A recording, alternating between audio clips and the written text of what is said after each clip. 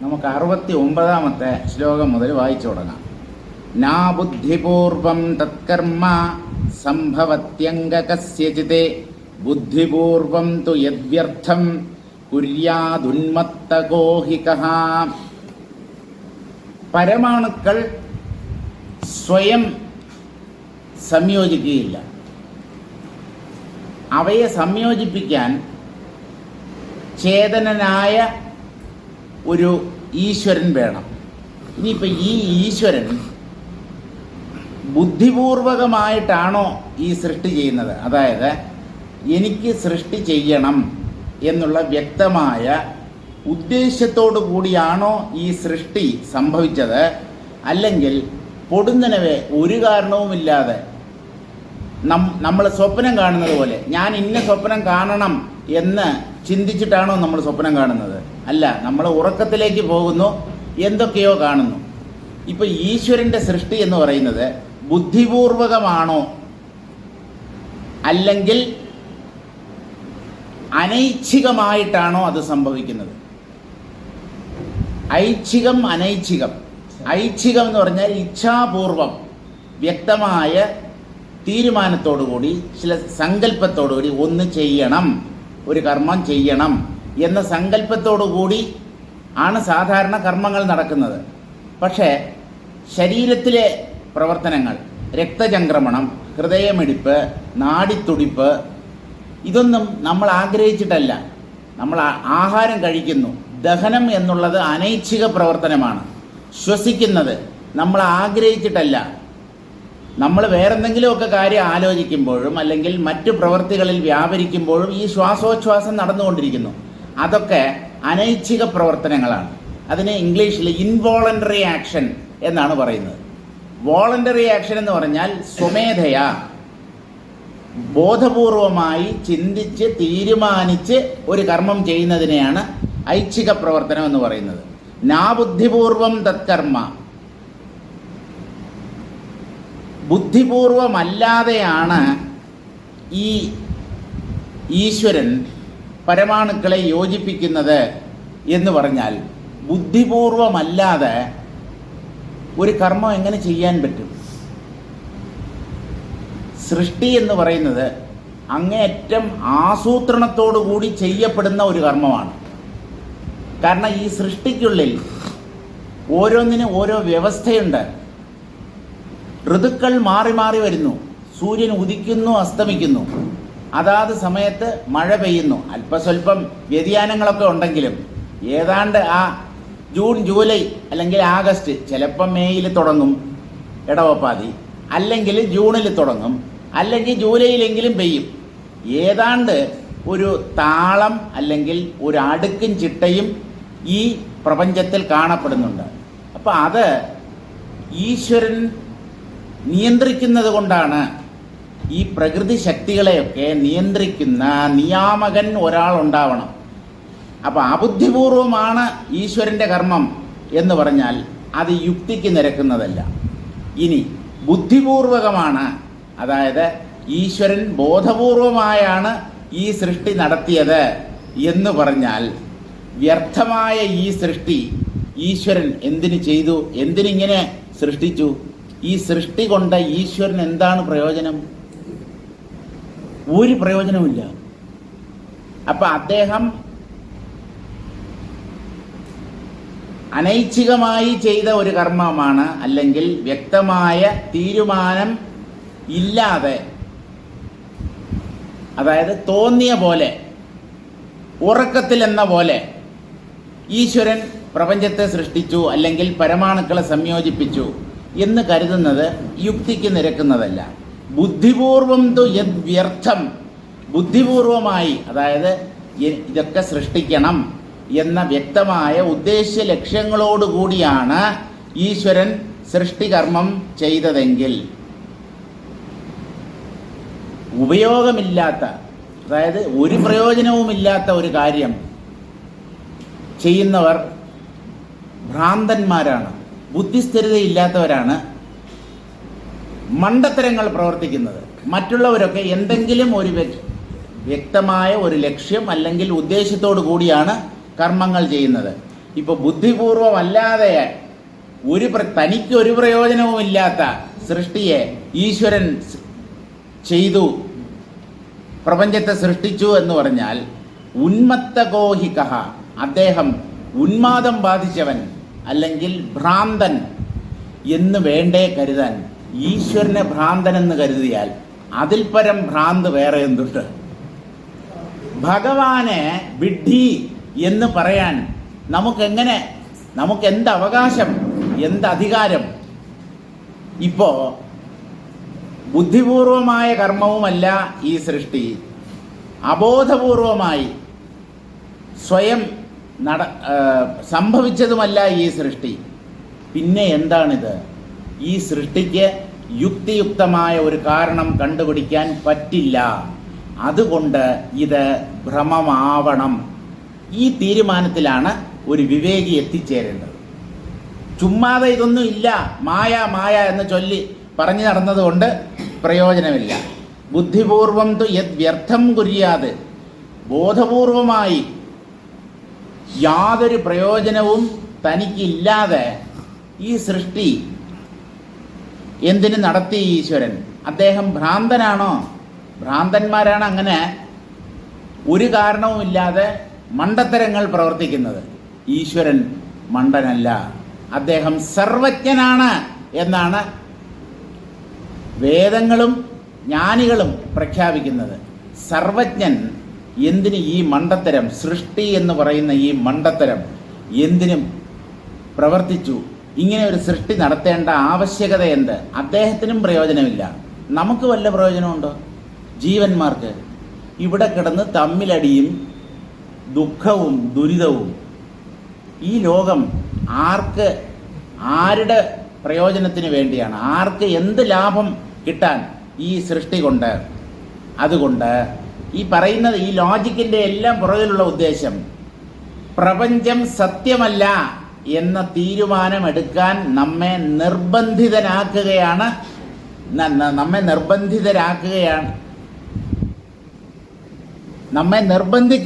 വസിഷ്ഠ മഹർഷി. അതായത് ഈ യുക്തി ചിന്ത ചെയ്യുമ്പോൾ ഇത് വാസ്തവത്തിൽ ഉള്ള ഒന്നാവില്ല, ഇത് ഭ്രമമാവാനേ തരമുള്ളൂ എന്ന് നമ്മൾ ചിന്തിക്കണം, ചിന്തിച്ചേ പറ്റൂ. അങ്ങനെ ചിന്തിക്കാൻ നമ്മൾ നിർബന്ധിതരാകും. ഇതാണ് വസിഷ്ഠ മഹർഷിയുടെ ഈ വാദങ്ങളുടെ പുറകിലുള്ള ഉദ്ദേശ്യം. നനു ചേതനസ്യ ബുദ്ധിപൂർവകേ രചനേ പ്രയോജനാപേക്ഷ. ചേതനൻ ബുദ്ധിപൂർവമായിട്ടാണ് സൃഷ്ടി ചെയ്തതെങ്കിൽ അല്ലെങ്കിൽ സൃഷ്ടിച്ചതെങ്കിൽ അതുകൊണ്ട് അതിൻ്റെ പുറകിൽ എന്തെങ്കിലും ഉദ്ദേശ്യം അല്ലെങ്കിൽ ലക്ഷ്യം ഉണ്ടാവണം. ഒന്നുകിൽ തനിക്ക് പ്രയോജനപ്പെടണം, അല്ലെങ്കിൽ മറ്റുള്ളവർക്ക് പ്രയോജനപ്പെടണം. തനിക്കും മറ്റുള്ളവർക്കും പ്രയോജനമില്ലാത്ത കാര്യങ്ങൾ ചെയ്യുന്നത് ഭ്രാന്തന്മാരാണ്. അപ്പോൾ എന്തായാലും സർവജ്ഞനായ ഈശ്വരൻ എന്തെങ്കിലും ഒരു ഉദ്ദേശത്തോടു കൂടി സൃഷ്ടി നടത്തി എന്ന് കരുതാൻ നിർവാഹമില്ല. അബുദ്ധിപൂർവകേതു നസാ തത്രാഹ, ബുദ്ധിപൂർവകമല്ലാതെ യാതൊരു ഉദ്ദേശ ലക്ഷ്യങ്ങളും അല്ലാതെ അദ്ദേഹം സൃഷ്ടിച്ചു എന്ന് കരുതാനും നിർവാഹമില്ല. ഹേ അംഗ, അല്ലയോ കുഞ്ഞേ, എൻ്റെ പൊന്ന് ശ്രീരാമ, തത് മനസാപ്യചിന്യരചനാത്മകം ഭൂതഭുവനം ചതുർവിധ ഭൂതഗ്രാമ സംഭൃതം സർഗകർമ്മ അബുദ്ധിപൂർവം കസ്യചിത് ന സംഭവതി. എന്താണ് ഈ പ്രപഞ്ചം, ഈ സൃഷ്ടി? മനസാപ്യചിന്യരചനാത്മകം, മനസ്സുകൊണ്ട് പോലും ഭാവന ചെയ്യാൻ പറ്റാത്ത അത്രയും അത്ഭുതങ്ങൾ നിറഞ്ഞതാണ് ഈ പ്രപഞ്ചമെന്ന് പറയുന്നത്. അതിൻ്റെ പുറകിൽ സചേതനമായ ഒരു ഈശ്വരൻ്റെ ഇടപെടൽ എങ്ങനെ ഇല്ലാതിരിക്കും രാമ? അപ്പോൾ ഉണ്ടാവും. കാരണം എല്ലാം ഓരോരോ നിയമങ്ങൾക്ക് വിധേയമായിട്ടാണ് ഈ ലോകത്തിൽ സംഭവിക്കുന്നത്. രണ്ട് മൂലകങ്ങൾ കൂട്ടിച്ചേർത്താൽ ഇന്ന സംയുക്തമുണ്ടാവും. അത് പണ്ടും അങ്ങനെ തന്നെ, ഇന്നും അങ്ങനെ തന്നെ, ഇനി മേലും അങ്ങനെ തന്നെ ആയിരിക്കും. അഗ്നിയിൽ വെള്ളം ഒഴിച്ചു കഴിഞ്ഞാൽ അഗ്നി കെട്ടുപോകും. മുകളിലേക്ക് എറിയുന്ന ഒരു കല്ല് ഭൂമിയുടെ ആകർഷണത്താൽ താഴേക്ക് തന്നെ പതിക്കും. ഒരു മാതാപിതാക്കൾക്ക് ജനിക്കുന്ന കുട്ടികൾ അവരുടെ ഛായയോട് കൂടിയ കുട്ടികളായിട്ടാവും ജനിക്കുക. ഈച്ചയ്ക്ക് കൊതുക് ജനിക്കില്ല, കൊതുകിൻ്റെ മുട്ടയിൽ നിന്നും ഈച്ചയും ഉണ്ടാവില്ല.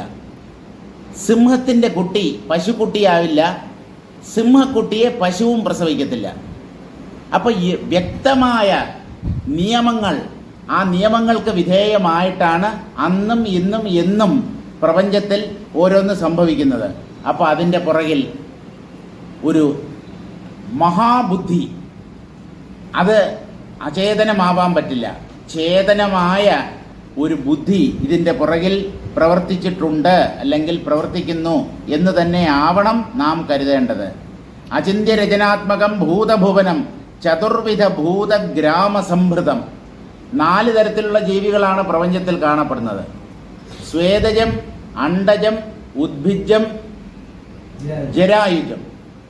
സ്വേദജം വിയർപ്പിൽ നിന്ന് ജനിക്കുന്ന, അതായത് അഴുക്ക് തുടങ്ങിയ അഴുക്ക്, വിയർപ്പ്, മറ്റ് മലിന പദാർത്ഥങ്ങൾ, മാലിന്യങ്ങൾ, അതിൽ നിന്ന് ജനിക്കുന്ന ക്ഷുദ്രജീവികൾ, അവയാണ് സ്വേദജങ്ങൾ.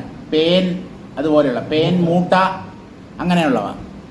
ജരായുജം എന്ന് പറഞ്ഞാൽ ഗർഭകോശത്തിൽ നിന്ന് ജനിക്കുന്നവ. മാമൽസ്, സസ്തനികൾ എന്ന് നമ്മൾ പറയും. കുഞ്ഞുങ്ങളെ പ്രസവിച്ച് പാലൂട്ടുന്ന ജീവികളാണ് സസ്തനികൾ. പിന്നെ മുട്ടയിൽ നിന്ന് പുറത്തേക്ക് വരുന്നവ അണ്ടജം, അണ്ടം മുട്ട, മുട്ടയിൽ നിന്ന് പുറത്തേക്ക് വരുന്നവ. പിന്നെ ഒരെണ്ണം കൂടെയുണ്ട്, ഭൂമി പിളർന്ന് മുകളിലേക്ക് വളർന്നുയരുന്നവ, അതായത് ചെടികളും മരങ്ങളും അതുപോലെ ലതകളും. ഇങ്ങനെ 4 തരം ജീവിവർഗങ്ങളാണ് പ്രപഞ്ചത്തിൽ കാണപ്പെടുന്നത്. ഈ ഓരോന്നിൻ്റെയും വംശം നിലനിൽക്കുന്നത് ഓരോരോ രീതിയിലാണ്. ചെടികൾ അവയുടെ വംശം നിലനിർത്തുന്നത് പരാഗണത്തിലൂടെയാണ്, പോളിനേഷൻ എന്നാണ് പറയുന്നത്. അത് ഷഡ്പദങ്ങളിലൂടെയുള്ള പരാഗണമുണ്ട്, കാറ്റിലൂടെയുള്ള പരാഗണമുണ്ട്, വെള്ളത്തിലൂടെയുള്ള പരാഗണമുണ്ട്. കാരണം ഒരു ചെടിയുടെ വിത്ത് മറ്റ് ഭാഗങ്ങളിൽ എത്തി അവിടെ ആ വിത്ത് അവിടെ വീണ് ചെടിയോ മരമോ ആയിട്ട് വളർന്നുയരും. അപ്പോൾ ഇങ്ങനെ അത്ഭുതകരമായ സംവിധാനങ്ങളാണ് നമുക്ക് ഈ പ്രപഞ്ചത്തിൽ കാണാൻ കഴിയുന്നത്. അതുകൊണ്ട് ഇതിൻ്റെ പുറകിൽ തീർച്ചയായും നല്ല ചിന്താശേഷിയുള്ള അതിബുദ്ധിമാനായ ഒരു സംവിധായകൻ ഉണ്ടായിരിക്കണം എന്ന് തന്നെയാണ് കരുതേണ്ടത്. പക്ഷേ അങ്ങനെ കരുതുമ്പോൾ എന്തിന് ഇങ്ങനെ ഒരു സൃഷ്ടി? സംവിധായകന് പ്രയോജനമില്ലാത്ത ഒരു പടം, നയാ പൈസയുടെ പ്രയോജനം സംവിധായകനോ പ്രൊഡ്യൂസർക്കോ സിനിമാ നിർമ്മാതാവിനോ കിട്ടാതെ ആരെങ്കിലും ഇവിടെ പടം എടുക്കുവോ? ഓരോ കാര്യത്തിൻ്റെ പുറകിൽ ഓരോ വ്യക്തമായ ഉദ്ദേശ്യമുണ്ട്. ആൾക്കാരെ നന്നാക്കാനും രസിപ്പിക്കാനും വേണ്ടിയല്ല ഇവിടെ ഓരോരുത്തർ സിനിമ എടുക്കുന്നത്. അതിൻ്റെ പുറകിൽ ലാഭമുണ്ടാക്കുക എന്നുള്ള വ്യക്തമായ ഉദ്ദേശമുണ്ട്. ഈ സൃഷ്ടി കൊണ്ട് ഈശ്വരന് എന്ത് പ്രയോജനമാണ് എന്നുള്ള ചോദ്യത്തിന് നമുക്ക് എന്തുത്തരം കണ്ടെത്താൻ പറ്റും? ഭഗവാന് ഈ സൃഷ്ടി കൊണ്ട് എന്ത് കിട്ടാൻ? അപ്പോൾ യുക്തി ചിന്തിക്കുമ്പോൾ ഭഗവാന് സൃഷ്ടി കൊണ്ട് ഒരു പ്രയോജനവുമില്ല, പ്രയോജനമില്ലാതെ മന്ദബുദ്ധി പോലും പ്രവർത്തിക്കുകയില്ല എന്നാണ് പ്രമാണം. അപ്പോൾ ഈ സൃഷ്ടിയുടെ പുറകിൽ സചേതനനായ ഒരു ഈശ്വരൻ ഉണ്ടാവണം എന്നുള്ളത് യുക്തി. പക്ഷേ ആ സൃഷ്ടി കൊണ്ട് സൃഷ്ടികർത്താവിന് എന്ത് ലാഭം എന്നുള്ള ചോദ്യത്തിന് മറുപടി പറയാൻ ശ്രമിക്കുമ്പോൾ വിശേഷിച്ച് ഒരു പ്രയോജനവും ഈ സൃഷ്ടി കൊണ്ട് സൃഷ്ടികർത്താവിന് ഇല്ല. അപ്പോൾ ഇത് അദ്ദേഹത്തിന് പറ്റിയ ഒരു അമളിയോ അബദ്ധമോ അല്ലേ? സർവജ്ഞനെ എങ്ങനെയാണ് അമളി പറ്റുക, അബദ്ധം പറ്റുക? ഇങ്ങനെ ഒരു കോണിലൂടെ ചിന്തിച്ചാൽ സൃഷ്ടിക്ക് പുറകിൽ ഈശ്വരൻ എന്ന ഒരു തത്വം ഉണ്ടാവണം. പക്ഷെ ആ സൃഷ്ടി കൊണ്ട് സൃഷ്ടികർത്താവിന് വിശേഷിച്ച് പ്രയോജനമൊന്നും ഇല്ലാത്തത് കൊണ്ട്, പ്രയോജനമില്ലാത്ത കാര്യങ്ങൾ മണ്ടന്മാർ പോലും പ്രവർത്തിക്കുകയില്ല, ചെയ്യുകയില്ല എന്നുള്ള പ്രമാണത്തെ അംഗീകരിക്കുമ്പോൾ ഈ സൃഷ്ടിക്ക് യാതൊരർത്ഥവുമില്ല. മനസാപ്യചിന്യരചനാത്മകം ഭൂതഭുവനം ചതുർവിധ ഭൂതഗ്രാമ സംഭൃതം സർഗകർമ്മ. ഈ സൃഷ്ടിയും സൃഷ്ടിയിൽ ഉൾപ്പെടുന്ന ജീവികളും മറ്റ് പദാർത്ഥങ്ങളുമൊക്കെ അബുദ്ധിപൂർവം കസ്യചിത്ത് ന സംഭവതി. ഇതൊക്കെ ഇതിൻ്റെ പുറകിൽ ഒരു അപാരമായ ബുദ്ധി പ്രവർത്തിക്കാതെ ഈ സൃഷ്ടി പൊടുന്നനവേ ഉണ്ടായ ഒന്നാണ് എന്ന് കരുതാനും വഴിയില്ല. അങ്ങനെയും ചിന്തിക്കാൻ പറ്റില്ല, ഇങ്ങനെയും ചിന്തിക്കാൻ പറ്റില്ല. ബുദ്ധിപൂർവകം തു വ്യർത്ഥം കർമ്മ ക ഉന്മത്തകഃ കുര്യാത്. സ്വേച്ഛയോടുകൂടി വ്യക്തമായി ചിന്തിച്ച് തീരുമാനിച്ച് പ്രയോജനമില്ലാത്ത കാര്യം ഉന്മത്തനല്ലാതെ മറ്റാരാണ് ചെയ്യുക? ഭ്രാന്തനും ഒരു കാര്യം ചെയ്യണം എന്ന് തീരുമാനിച്ചാണ് അയാൾ ചെയ്യുന്നത്. പക്ഷെ അയാൾ കാണിക്കുന്നത് മുഴുവൻ വിഡ്ഢിത്തമായിരിക്കും. അതുകൊണ്ടാണ് അയാളെ ഭ്രാന്തൻ എന്ന് പറയുന്നത്. അയാൾ എന്തൊക്കെയോ ചെയ്യുന്നുണ്ട്. ആ ഓരോ ചിന്തയുടെയും പുറകിൽ അയാളുടെ സങ്കല്പം പ്രവർത്തിക്കുന്നു. പക്ഷെ കാണിച്ചു കൂട്ടുന്നത് മുഴുവൻ മണ്ടത്തരങ്ങളാണ്. അപ്പോൾ ഭഗവാൻ ഒരു ഉന്മത്തനാണോ ഭ്രാന്തനാണോ? അങ്ങനെ കരുതാനും നിർവാഹമില്ല. നിങ്ങൾ ഇതൊന്ന ഈ പ്രപഞ്ചം സത്യമാണ് എന്ന് കരുതുന്നത് കൊണ്ടാണ് ഈ ചോദ്യങ്ങൾക്ക് ഉത്തരം കണ്ടെത്താൻ പറ്റാത്ത ഒരു സ്ഥിതിവിശേഷവും ഉണ്ടാവുന്നത്. ഇതില്ല എന്നങ്ങ് തീരുമാനിച്ച പ്രശ്നം തീർന്നു. ഇത് വെറും ഭ്രമം, ഇത് മായ, ഇതിനെ ആരും ഉണ്ടാക്കിയിട്ടില്ല. ഈശ്വരൻ സൃഷ്ടിച്ചു എന്നൊക്കെ നമ്മുടെ ശാസ്ത്രങ്ങളിൽ പറയുന്നുണ്ട്, ഉപനിഷത്തുകളിൽ പറയുന്നുണ്ട്. അതൊക്കെ എന്തിനാണ്? മനുഷ്യരുടെ അഹങ്കാരം നാൾക്ക് നാൾ കുറയാൻ. അഹങ്കാരം എപ്പോഴാണ് കുറയുക? തന്നെക്കാളും വലിയ ഒരു ശക്തി അല്ലെങ്കിൽ ഒരു ശക്തൻ ഈ പ്രപഞ്ചത്തിൻ്റെ നിയന്താവായിട്ടുണ്ട്.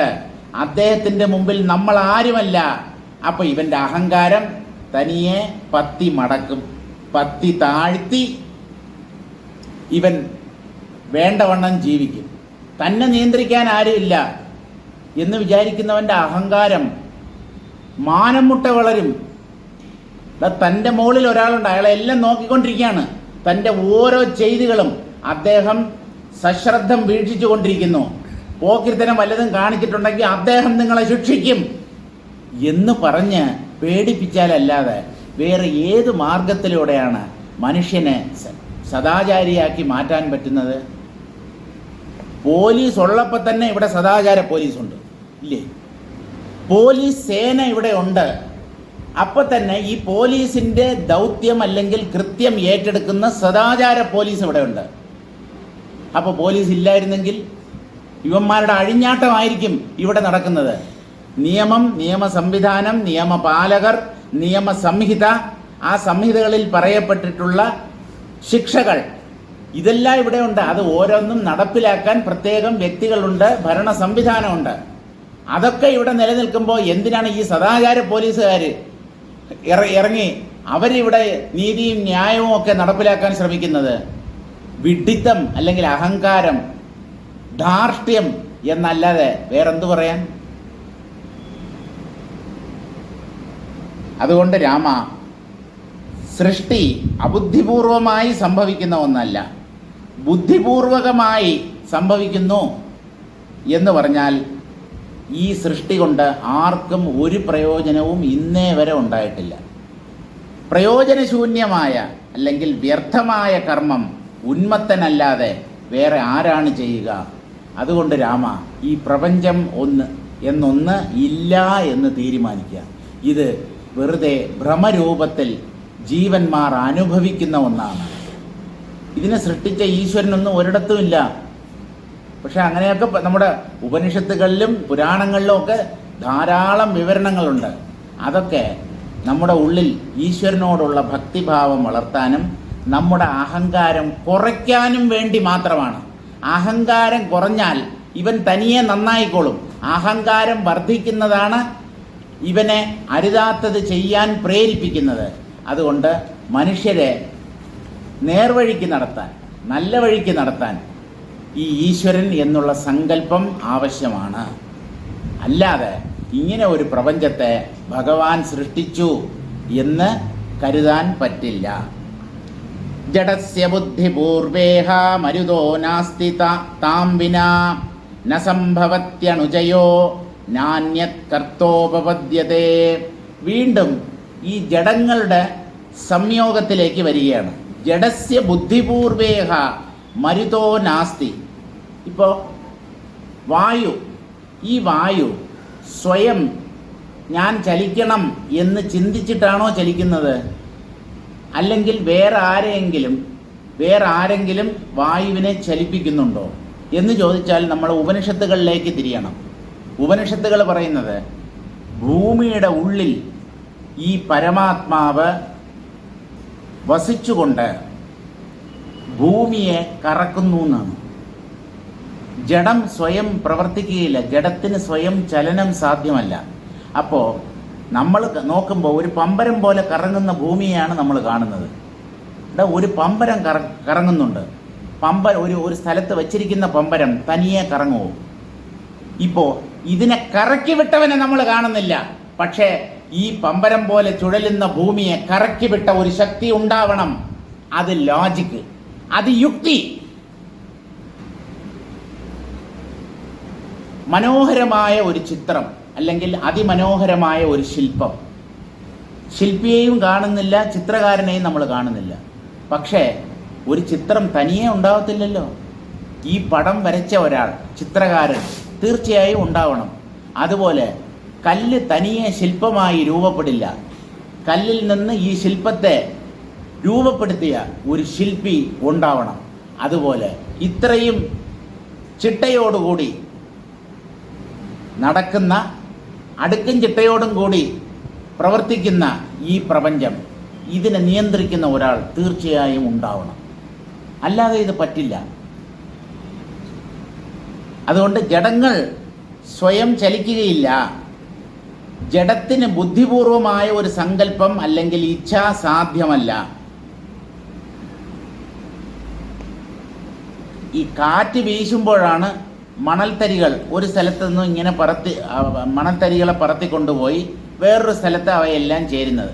അതുപോലെ എന്തെങ്കിലും ഒരു ശക്തിയുടെ പ്രവർത്തനം കൊണ്ടാണ് ഈ അണുക്കൾ സംയോജിച്ച് പദാർത്ഥങ്ങളായി മാറുന്നത് എന്ന് കരുതിയാൽ ആ ശക്തി എപ്പോഴും ജഡമാണ്. ശക്തിയെ പ്രവർത്തിപ്പിക്കുന്ന ഒരു ശക്തൻ ഉണ്ടാവണം. അയാൾ ചേതനനുമായിരിക്കണം. ശക്തി എപ്പോഴും ജഡമാണ്. അപ്പോൾ കാറ്റ് വീശുക എന്ന് പറയുന്നത് അത് സ്വയം ഇഷ്ടപ്പെട്ടിട്ടല്ല, സ്വന്തം ഇച്ഛ പ്രയോഗിച്ചിട്ടല്ല കാറ്റ് വീശുന്നത്. കാറ്റിനെ ചലിപ്പിക്കാൻ പ്രേരിപ്പിക്കുന്ന ഒന്ന് ഉണ്ടാവണം. അദ്ദേഹം അദൃശ്യനായി സ്ഥിതി ചെയ്യുകയാണ്. ചലിക്കുന്ന കാറ്റിനെ നമുക്ക് കാണാൻ പറ്റത്തില്ല. പക്ഷെ ആ കാറ്റ് നമ്മുടെ ശരീരത്തിൽ വന്ന് തട്ടുമ്പോൾ ആ വായുവിൻ്റെ ആ ഒരു സ്പർശം നമുക്ക് അനുഭവപ്പെടുന്നു. ഇതുപോലെ അണുക്കൾ സംയോജിക്കാൻ ഈ ഒരു സചേതനനായ ഒരു തത്വം, അദ്ദേഹത്തിൻ്റെ ശക്തിയാണ് ഈ അണുക്കളെ സംയോജിപ്പിക്കുന്നത്. അപ്പോൾ ചേതനനായ ഒരാളല്ല, ഒരു തത്വം തീർച്ചയായും ഉണ്ടാവണം. അല്ലാതെ ഈ അണുക്കൾ സ്വയം സംയോജിക്കുകയില്ല. ഏതേന വായുരേവ അണുജയം കരിഷ്യതി ബുദ്ധിപൂർവ വ്യാപാരം വിനൈവ അണുജയോ ഭവിഷ്യതീതി പ്രത്യാശാപി നിരസ്തേത്യാഹ. കാറ്റാണ് ഈ സൂക്ഷ്മമായ കണങ്ങളെ, അണുക്കളെ അല്ലെങ്കിൽ ആറ്റങ്ങളെ പറത്തിക്കൊണ്ടുവന്ന് അവയെ സംയോജിപ്പിച്ച് ദ്രവ്യരൂപത്തിലാക്കുന്നത് എന്ന് കരുതാനും യുക്തിയില്ല. അങ്ങനെ ചിന്തിക്കുന്നത് തികച്ചും വിഡ്ഢിത്തമാണ്. ജഡസ്യ മരുതോ ബുദ്ധിപൂർവ ഈഹ ചേഷ്ടാ നാസ്തി. കാറ്റിന് ഐച്ഛികമായ ഒരു ശക്തിവിശേഷമില്ല. അതായത് സങ്കല്പിച്ച് ഞാൻ വീശണം, ഞാൻ ഈ അണുക്കളെയൊക്കെ സംയോജിപ്പിക്കണം എന്നൊന്നും കാറ്റ് ചിന്തിക്കുന്നില്ല. കാരണം അത് ജഡമാണ്.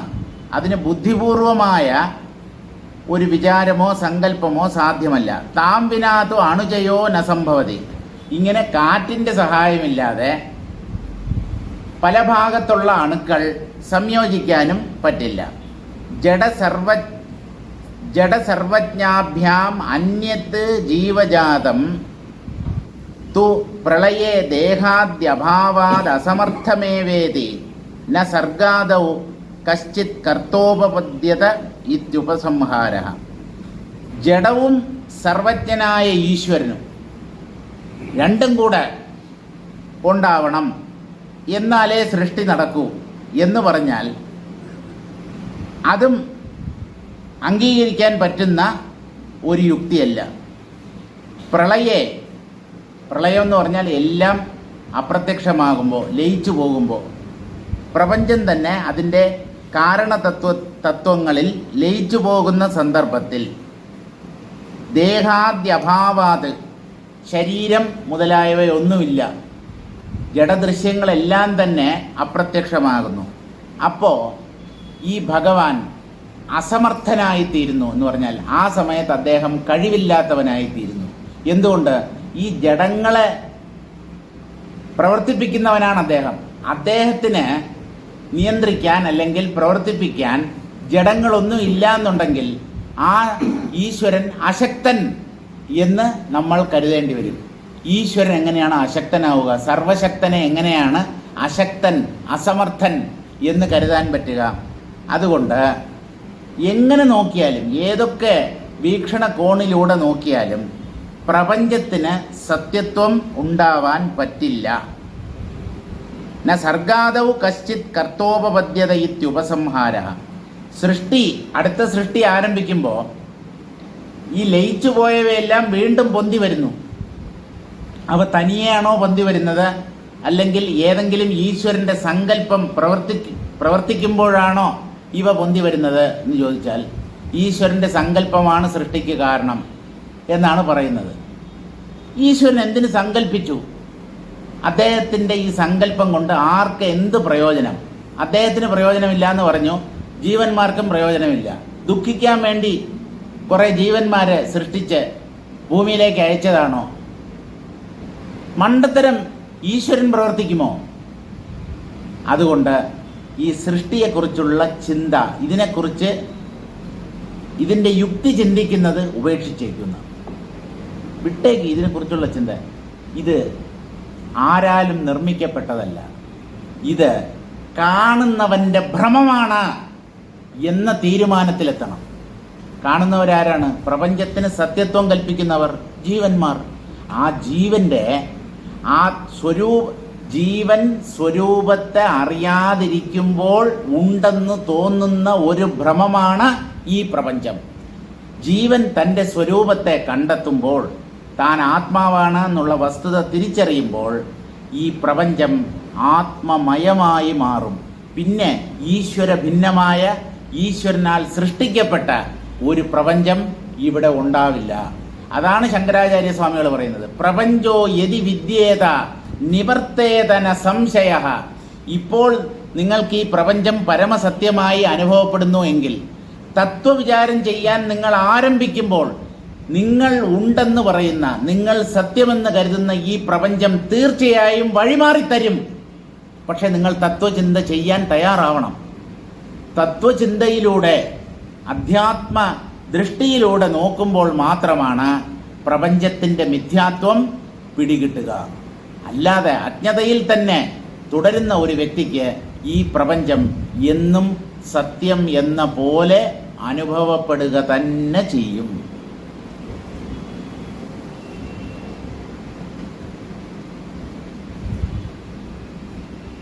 വയമാത്മാനയേവേമേ ഖാത്മകാ ജനാഃ തഥാ സ്ഥിതാ യഥാ സ്വപ്നേ ഭവതാം സ്വപ്നമാനവാഃ. രാമ, ഈ പ്രപഞ്ചത്തിൻ്റെ അന്തിമമായ സത്യം, പ്രപഞ്ചാനുഭവത്തിൻ്റെ പുറകിൽ എന്താണ് ഈ പ്രപഞ്ചം, ആരാണ് ഇതിന് ഉത്തരവാദി, അത് ഞാൻ നിനക്ക് വ്യക്തമായി പറഞ്ഞു തരാം എന്ന് പറഞ്ഞ് പ്രപഞ്ചത്തിൻ്റെ മിഥ്യാത്വത്തെ വ്യക്തമാക്കി തരാൻ ശ്രമിക്കുകയാണ് വസിഷ്ഠ മഹർഷി. നമ്മളൊക്കെ രാമ ആത്മാവാണ്, ഇങ്ങനെയാണ് ആരംഭിക്കുന്നത്. വയം ആത്മാനഃ ഏവ ഇമേ ഖാത്മാനഃ നമ്മളൊക്കെ ആത്മാവാണ്. ഈ സഭാവാസികൾ, അയോധ്യയിലെ ജനങ്ങൾ, ഇവരെല്ലാവരും ആകാശം പോലെ സൂക്ഷ്മരൂപികളാണ്. ആത്മാവ് സൂക്ഷ്മമാണ്, അതിൽ തർക്കമില്ലല്ലോ. സൂക്ഷ്മത്തെക്കാളും സൂക്ഷ്മം, അങ്ങേയറ്റം സൂക്ഷ്മമായതാണ് ഈ ആത്മതത്വം. നമ്മളൊക്കെ രൂപങ്ങളോട് കൂടിയവരല്ല രാമ. നമ്മളൊക്കെ അതിസൂക്ഷ്മമായ ബോധമാണ്, ബോധാംശമാണ് ജീവനായി പ്രകടമാകുന്നത്. അതുകൊണ്ട് നമ്മളൊക്കെ ശൂന്യസ്വരൂപികളാണ്. ശൂന്യസ്വരൂപികളാണെന്ന് പറഞ്ഞാൽ ഇല്ലാത്തവർ എന്നല്ല. നമുക്കൊക്കെ ഞാനുണ്ട് എന്ന അനുഭവമുണ്ട്. പക്ഷേ അതിനോടുകൂടെ വേറെ ചില സാധനങ്ങളൊക്കെ നമ്മൾ ചേർത്ത് തുന്നിക്കെട്ടിയിട്ടുണ്ട്. അതെന്താണ്? ശരീരം, പ്രാണൻ, മനസ്സ്, ഇന്ദ്രിയങ്ങൾ, ബുദ്ധി, അഹങ്കാരം, ഞാനെന്ന ഭാവം. ഇതൊക്കെ എക്സ്ട്രാ ഫിറ്റിങ്സ് ആണ്. ഇതൊക്കെ നമുക്ക് വേണമെങ്കിൽ നമ്മൾ വിചാരിച്ചാൽ അഴിച്ചു കളയാൻ പറ്റും. ഇതൊക്കെ അഴിച്ചു കളഞ്ഞാൽ നമ്മൾ പരിപൂർണ നഗ്നരാണ്. നഗ്നരെന്ന് പറഞ്ഞാൽ ഉടുതുണി ഇല്ലാത്തവൻ എന്നാണ് അർത്ഥം. അത് തന്നെ ഈ ശരീരവും മനസ്സും ഒക്കെ നമ്മുടെ ഓരോ തരത്തിലുള്ള ഉടുതുണികളാണ്. പഞ്ചകോശങ്ങൾ, ഓരോ കോശവും ഓരോ വസ്ത്രം പോലെയാണ്. ആദ്യമായിട്ട് ഒരാൾ ഒരു ബനിയൻ ഇടുന്നു, അതിൻ്റെ മുകളിൽ ടീഷർട്ട് ഇടുന്നു, അതിൻ്റെ മുകളിൽ സാധാരണ ഷർട്ട് ഇടുന്നു, എന്നിട്ട് അതിൻ്റെ മുകളിൽ ഒരു കോട്ട് ഇടുന്നു. ഇങ്ങനെ ഓരോ കോശങ്ങളും ഒന്നിൻ്റെ ഉള്ളിൽ മറ്റൊന്ന്, അതിൻ്റെ ഉള്ളിൽ മറ്റൊന്ന്, ഇങ്ങനെ കുറേ ഷർട്ടുകൾ ഇട്ടുകൊണ്ട് നടക്കുന്ന കൂട്ടരാണ് ഈ ജീവന്മാർ. ഈ ഷർട്ടുകൾക്കും ഈ വ്യക്തികൾക്കും തമ്മിൽ ഒരു ബന്ധവുമില്ല. നമ്മൾ കൃത്രിമമായിട്ട് അംഗീകരിച്ചതാണ് ഈ കോശങ്ങൾ. ഈ കോശങ്ങളെ ഊരിക്കളയണം. കോശങ്ങളെ എങ്ങനെ ഊരിക്കളയും? കോശങ്ങൾ ഉണ്ട് എന്നുള്ളത് നമ്മുടെ ഒരു തെറ്റിദ്ധാരണയാണ്. ശരിയായ ധാരണയിലൂടെ ഈ കോശങ്ങൾ മിഥ്യയാണ് എന്ന് തീരുമാനിക്കുന്നത് തന്നെയാണ് ഈ കോശങ്ങളെ ഊരിക്കളയുക എന്നതുകൊണ്ട് ഉദ്ദേശിക്കുന്നത്. അങ്ങനെ ഊരിക്കളഞ്ഞാൽ ഒരു വച്ചുകെട്ടുമില്ലാത്ത ശുദ്ധമായ ബോധമാണ് ഞാൻ എന്ന് തിരിച്ചറിയാൻ പറ്റും. അതോടുകൂടി സർവ്വ പ്രശ്നങ്ങളും തീരും. പിന്നെ പ്രപഞ്ചമില്ല. ശരീരം സത്യമാണെന്ന് കരുതുന്ന ഒരുവനാണ് പ്രപഞ്ചവും സത്യമായി അനുഭവപ്പെടുന്നത്. ശരീരത്തിന് സത്യത്വം കൽപ്പിക്കാത്തവന് പ്രപഞ്ചം സത്യമല്ല. ഇപ്പം നിങ്ങൾ ആദ്യം പ്രപഞ്ചത്തെ മിഥ്യ എന്ന് കരുതണോ അല്ലെങ്കിൽ ശരീരം മിഥ്യ എന്ന് തീരുമാനിക്കണോ? ആദ്യം ചെയ്യേണ്ടത് തൻ്റെ ശരീരം തന്നെ മിഥ്യയാണ് എന്ന് തീരുമാനിക്കുകയാണ് വേണ്ടത്. ശരീരത്തെ മിഥ്യ എന്ന് തീരുമാനിക്കാൻ കഴിഞ്ഞാൽ പ്രപഞ്ചം മിഥ്യയാണ് എന്നുള്ള അറിവ് തനിയേ ഉണ്ടാവും. അതിനു വേണ്ടി നമ്മളൊന്നും പ്രയത്നിക്കേണ്ട കാര്യമില്ല. നമ്മളുമായിട്ട് ഏറ്റവും അടുത്തുള്ളത് ഈ ശരീരമാണല്ലോ. പ്രപഞ്ചത്തിൽ നമ്മളൊരു ശരീരത്തോടു കൂടി വന്നവരാണ്. പ്രപഞ്ചത്തിൻ്റെ കാര്യം വിട്ടേക്ക്, അത് ശരീരത്തിൻ്റെ പുറത്താണ്. ശരീരം നമ്മുടെ വ്യക്തിത്വവുമായി ചേർന്ന് നിൽക്കുന്ന കുറേ അധികം ഘടകങ്ങളുണ്ട്. ആ ഘടകങ്ങളെയൊക്കെ വിവേചിച്ച് വേർതിരിച്ചറിഞ്ഞ് യുക്തിയുടെ പശ്ചാത്തലത്തിൽ വേദാന്തം കാണിച്ചു തരുന്ന മാർഗത്തിലൂടെ ഇതൊന്നും ഞാനല്ല എന്ന് യുക്തിയുക്തം ബുദ്ധി തീരുമാനിച്ചാൽ ഈ കോശങ്ങൾ പിന്നെ സത്യമായി അനുഭവപ്പെടുകയില്ല. പിന്നെ എന്തായിരിക്കും അനുഭവം എന്ന് ചോദിച്ചാൽ ആത്മാവാണ് പിന്നീട് നമ്മുടെ അനുഭവ മണ്ഡലത്തിൽ ഉണ്ടാവുക. അപ്പോൾ അതാണ് ചെയ്യേണ്ടത്. നമ്മളൊക്കെ രാമ ശൂന്യസ്വരൂപികളാണ്. ഖാത്മകാ ജനാഹ, ഈ ജനങ്ങളെല്ലാം സ്ഥൂലരൂപികളാണ്. ഓരോരുത്തരും ഓരോ ശരീരത്തോടു കൂടി ഇരിക്കുന്നു എന്നൊക്കെ വിചാരിക്കുന്നത് തെറ്റിദ്ധാരണയാണ്. ഇവിടെ ശരീരം എന്നൊന്ന് ആർക്കുമില്ല. ഒരു ജീവിക്കും ഇവിടെ ശരീരം എന്നൊന്നില്ല. ശരീരം മായയുടെ സൃഷ്ടിയാണ്. അല്ല, എന്നാലും എത്ര സത്യമായിട്ടാണ് ഇത് അനുഭവപ്പെടുന്നത്? സത്യമായിട്ട് അനുഭവപ്പെടാൻ എന്താണ് കാരണം എന്ന് ചോദിച്ചാൽ അതിൻ്റെ ഉത്തരം പറയാം. തഥാ സ്ഥിത യഥാ സ്വപ്നേ ഭവതാം സ്വപ്നമാനവാഹ. രാമ, നീയും ഈ സഭാവാസികളും സ്വപ്നം കാണാറുണ്ടല്ലോ. സ്വപ്നത്തിൽ പ്രത്യക്ഷപ്പെടുന്ന ആളുകൾ അവർ സത്യമാണോ? നാം സ്വപ്നത്തിൽ കാണുന്ന ഒരു വ്യക്തി അത് സത്യമാണോ? അല്ല. അസത്യമായ മിഥ്യയായ വ്യക്തികളെ ഉള്ളതുപോലെ നമ്മൾ സ്വപ്നത്തിൽ കാണുന്നില്ലേ? അതുപോലെ കൂട്ടിയാൽ മതി ഈ പ്രപഞ്ചവും. ഈ പ്രപഞ്ചവും പ്രപഞ്ച പദാർത്ഥങ്ങളും ഇവിടെ കാണുന്ന ശരീരങ്ങളും കേവലം സ്വപ്ന ദൃശ്യങ്ങൾ പോലെ അസത്യം. ഇത് പുറമേ നോക്കി മനസ്സിലാക്കാൻ പറ്റുന്ന കാര്യമല്ല. ചിന്തിച്ച് ബുദ്ധിയുടെ സഹായത്തോടുകൂടി വിചാരം ചെയ്ത് തീരുമാനിക്കേണ്ട ഒരു കാര്യമാണിത്. തഥാസ്ഥിത യഥാ സ്വപ്നേ ഭവതാം സ്വപ്നമാനവാഹ. നിങ്ങളുടെ സ്വപ്നത്തിൽ നിങ്ങൾ കാണുന്ന മനുഷ്യരെ പോലെയാണ് നമ്മൾ ജാഗ്രത്തിൽ കാണുന്ന ഈ മനുഷ്യരും എന്ന് പറഞ്ഞാൽ വാസ്തവമല്ല എന്നർത്ഥം. നനു യതി കർത്തൃഭാവാത് അനുത്പന്നമേവ ജഗത്. ഇപ്പോൾ പ്രപഞ്ചത്തെ സൃഷ്ടിച്ച ഒരു ഈശ്വരൻ യഥാർത്ഥത്തിൽ ഉണ്ടാവാൻ പറ്റില്ല. ഈ പ്രപഞ്ചം വെറുതെ കാണപ്പെടുന്ന ഒന്നാണ്. കർത്താവിൻ്റെ അഭാവത്തിൽ ഉണ്ടെന്ന് തോന്നുന്ന ഒന്നാണ് ജഗത്ത് എന്നാണ് അങ്ങ് പറയുന്നത്. അങ്ങനെയാണെങ്കിൽ വയം കിമാത്മകാഹ, നമ്മുടെയൊക്കെ അസ്തിത്വം എങ്ങനെയുള്ളതാണ്? നമ്മളൊക്കെ വാസ്തവത്തിൽ ഉള്ളവരാണോ അല്ലെങ്കിൽ ഇല്ലാത്തവരാണോ? വയം കിമാത്മകാഹ കഥം വാ ജഗതി സ്ഥിതാഹ, നമ്മൾ എങ്ങനെയാണ് ഈ ലോകത്ത് കഴിഞ്ഞുകൂടുന്നത്? എല്ലാം മിഥ്യ എന്ന് പറയുമ്പോൾ നമ്മളൊക്കെ വാസ്തവത്തിൽ ഉള്ളവരാണോ ഇല്ലാത്തവരാണോ? ഇപ്പം എൻ്റെ മുമ്പിലിരിക്കുന്ന ഈ വസിഷ്ഠ മഹർഷി, അല്ലെങ്കിൽ നമ്മെ ഉപദേശിക്കുന്ന, ഞങ്ങളെയൊക്കെ ഉപദേശിക്കുന്ന ഈ വസിഷ്ഠ മഹർഷി ഇല്ലാത്ത ആളാണോ? ഇല്ലാത്ത ആളാണ് എന്ന് അങ്ങ് ഒരിക്കലും പറയാൻ തയ്യാറല്ല. അങ്ങനെയുള്ളപ്പോൾ അങ്ങയുടെ വാക്കുകൾ കേട്ടുകൊണ്ടിരിക്കുന്ന ഞങ്ങൾ എങ്ങനെ ഇല്ലാത്തവരാകും? ഇപ്പോൾ ഒരാൾ പറയുന്നു, വേറൊരാൾ കേൾക്കുന്നു. ഇതൊക്കെ സത്യമായിട്ടാണല്ലോ അനുഭവപ്പെടുന്നത് എന്ന് ചോദിച്ചാൽ കഥം വാ ജഗതി സ്ഥിതാഹ തത്രാഹ വയമിതി ഇമേ വയം. ഈ ചോദ്യത്തിന് വസിഷ്ഠൻ നൽകുന്ന മറുപടി എന്താണെന്ന് ചോദിച്ചാൽ, നമ്മളൊക്കെ, വസിഷ്ഠ മഹർഷിയും കൂടെ ഉൾപ്പെടുത്തി പറയുകയാണ്, ഈ നമ്മളെല്ലാവരും ഖാത്മാനഹ, ആകാശസ്വരൂപികളാണ്. ആകാശത്തിന് രൂപമുണ്ടോ? ഇല്ല. അതുപോലെ നമുക്ക് സ്ഥൂലമായ രൂപം ഇല്ല രാമ. ദേഹാദിമൂർത്തതാശൂന്യാഹ ചിദാത്മാനയേവ, ശരീരം തുടങ്ങിയ ഒന്നും ഇവിടെ വാസ്തവമല്ല. നമ്മളൊക്കെ ശുദ്ധ ചൈതന്യാംശങ്ങളാണ്, ചിത് സ്വരൂപികളാണ് നമ്മൾ. ചിത്ത് ഇല്ലാത്തതല്ല, ചിത്ത് ഉള്ളതാണ്. ഉണ്ട് എന്ന് സദാ അനുഭവിക്കുന്നതാണ് ഈ ചൈതന്യം. ആ അനുഭവമാണ് നമ്മുടെ സ്വരൂപം. അല്ലാതെ കൈയും കാലും തലയും മുഖവും ഒക്കെ ഉള്ള ഒരു ശരീരത്തോട് കൂടിയവരല്ല നാം. ശരീരത്തെ സത്യമാണെന്ന് കരുതുന്നു, അവിടെയാണ് കുഴപ്പം. ശരീരത്തെ മിഥ്യ എന്ന് തീരുമാനിക്കാൻ കഴിഞ്ഞാൽ മായയുടെ 95% നമ്മൾ ജയിച്ചു കഴിഞ്ഞു എന്നർത്ഥം. സ്ഥൂലമായതിനെ ഇല്ലാന്ന് തീരുമാനിക്കാനാണ് പ്രയാസം. സൂക്ഷ്മമായതിനെ ആർക്കും ഇല്ലാന്ന് തീരുമാനിക്കാൻ പറ്റും. മനസ്സ് ചില സമയത്ത് പ്രവർത്തിക്കുന്നു, ഗാഠനിദ്രയിൽ അത് ലയിച്ചു പോകുന്നു. അത് ഭ്രമമാണ് എന്ന് ഒരു പരിധിവരെ നമുക്ക് തീരുമാനിക്കാം.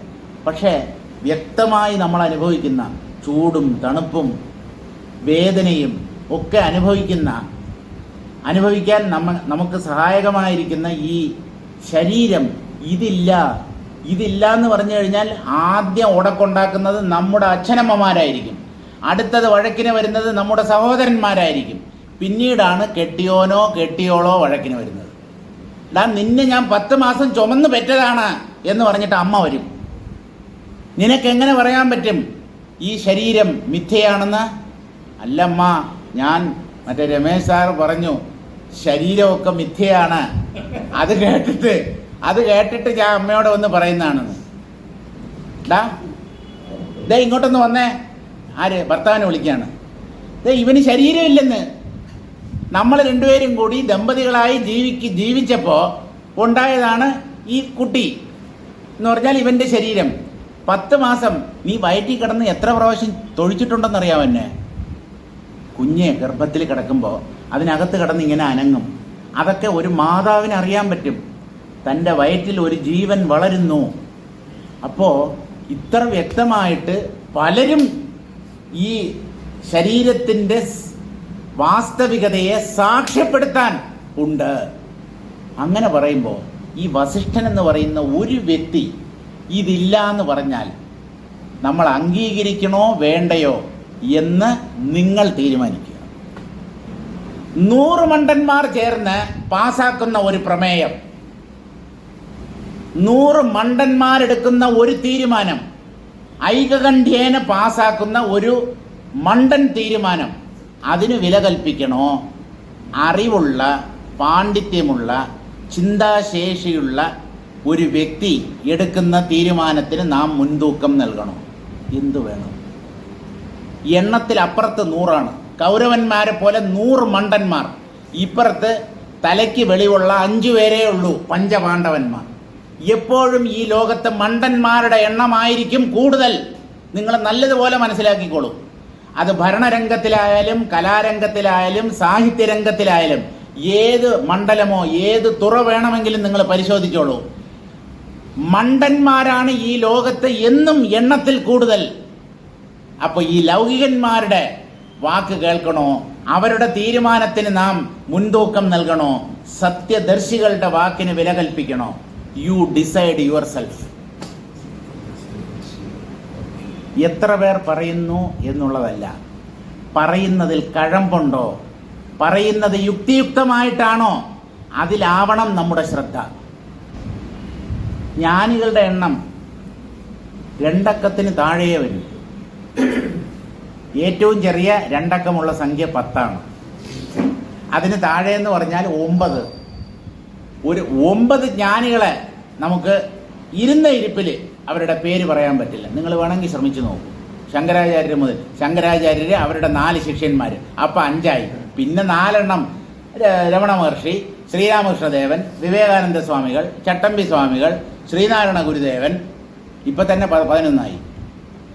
ഈ ഗുരുവും അദ്ദേഹത്തിൻ്റെ ശിഷ്യനും മാറ്റണം. ഗുരുവിനെ മാത്രം എടുക്കൂ. 10 തികയ്ക്കാൻ പറ്റുമെന്ന് നോക്കൂ. പറ്റില്ല. 10 ജ്ഞാനികളെ ഇരുന്ന ഇരിപ്പിൽ നമ്മുടെ സ്മരണയിൽ നിന്ന് നമുക്ക് പറയാൻ പറ്റില്ല.